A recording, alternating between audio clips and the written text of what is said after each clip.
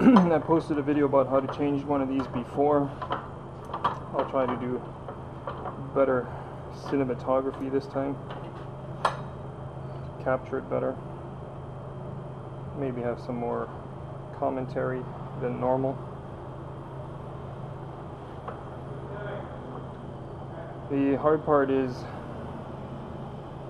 not breaking the gear, and you have to make sure that the rotor is pointing in the same direction as this gear here, because you can put this gear on 180 out and then your timing is out at 180. So this has to be on the same side as this.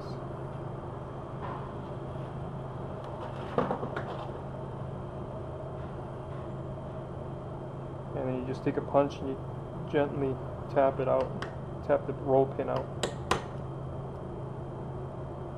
Ideally you want to support underneath the plastic.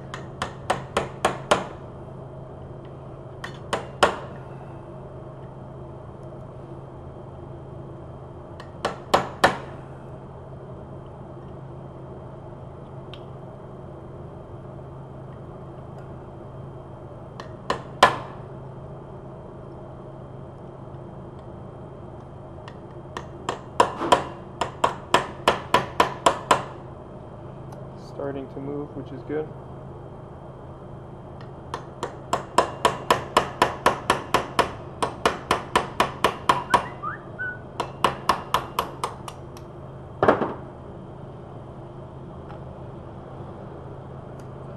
People always ask me what size punch.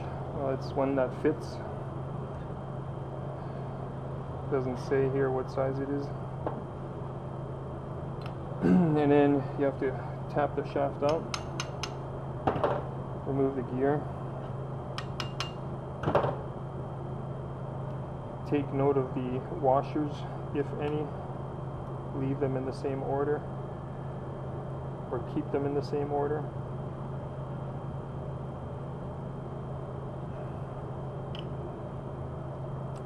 So that's the shutter wheel, 5 windows, 5 cylinders. There's a washer here as well, or rubbing washer, or whatever you want to call it. I'm going to put some oil on it later. There's no more washers here. Now we just take off the Phillips bolts.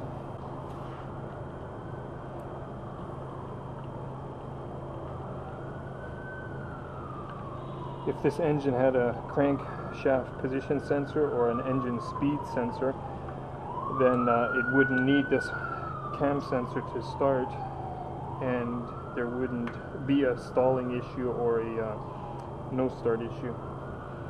From what I hear, some of these 2.5 liters do have a crank sensor, but all the models here in Canada never came with a crank sensor. So if yours does have one, let me know where you're from, what market the car was sold in or for. That'd be pretty useful information, maybe. Okay, sometimes there's a pin here that holds the hall sensor. If there is none, you just wiggle it from both sides and it's out. We clean this guy a bit.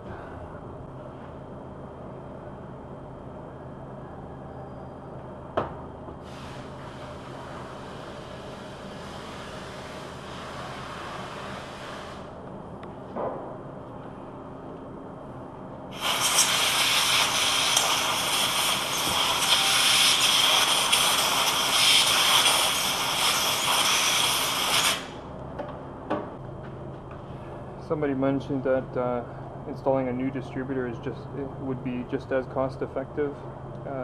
Sure, I'll leave it up to you then. If you can find the hall sensor, and if the price difference is good enough for you, feel free to go with a hall sensor. If you want to go with a distributor, saves you the hassle of taking everything apart, feel free to do so. Remember, I'm just recording while I work. I don't recommend how to do stuff. This is just stuff the way that I do it. You don't have to do what I do. 4 bolt holes, but as you saw, there's only 3 bolts, and if you look closely, the 4th hole here, there are no threads. A little bit of cost savings for Volkswagen in terms of parts, 1 less screw.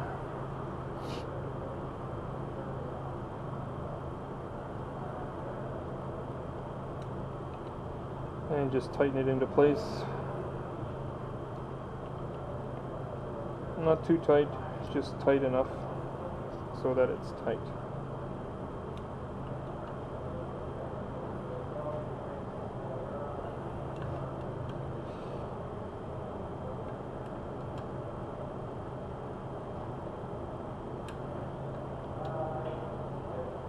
A little bit of OCD here. Okay, now we assemble again.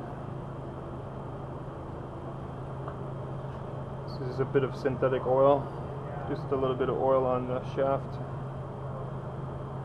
That'll work its way onto the washer. You can also put a drop on the washer.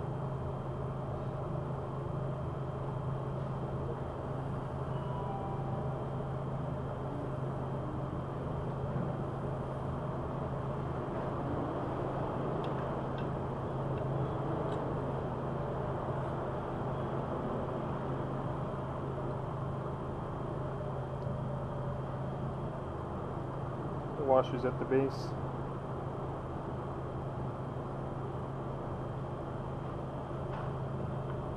Put a little bit of oil there as well. This side will obviously get splashed with oil anyways.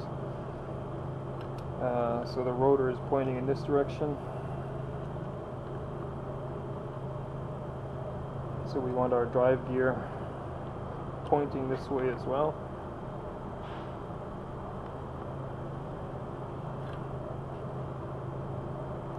Sure the hole is lined up. I'll measure this pin later. I'll put the size in the description, or actually overlay it in this video in 5, 4, 3, 2, 1, and it should be good to go. To install it, you want to use a punch that's a little bit bigger, which I forgot to get. Okay, so I have my bigger pin punch, my bigger pin punch. I'm going to overlay the size in 5, 4, 3, 2, 1.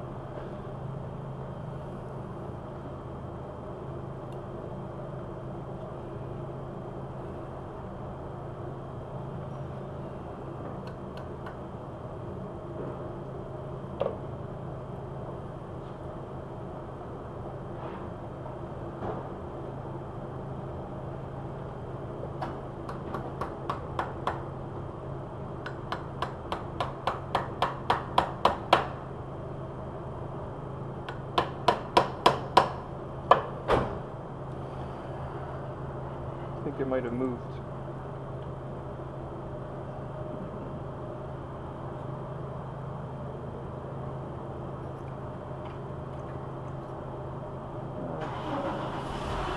Should still be lined up.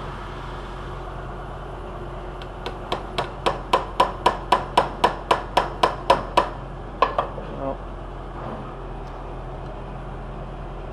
Don't force it.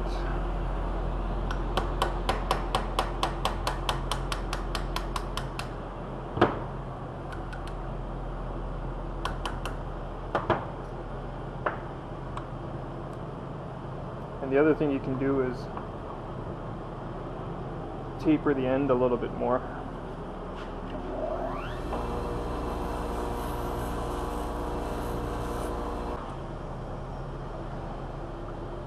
Tapering the end can help it align better through the hole.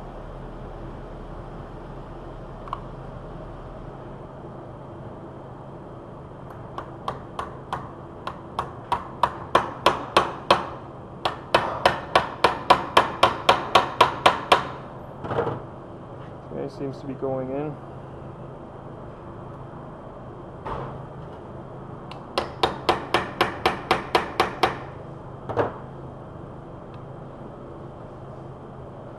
This pin might be too big.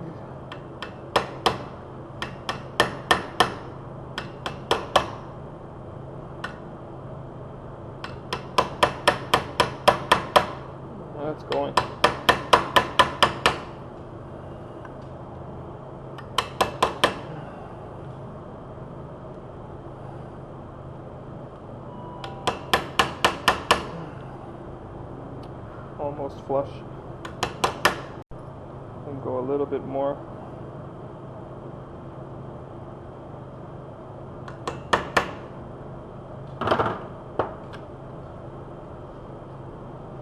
Yeah, that's it. Coming out a little on this side. I'll go back a bit.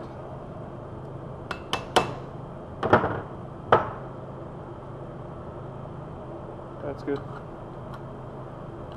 Time to install and see if she runs.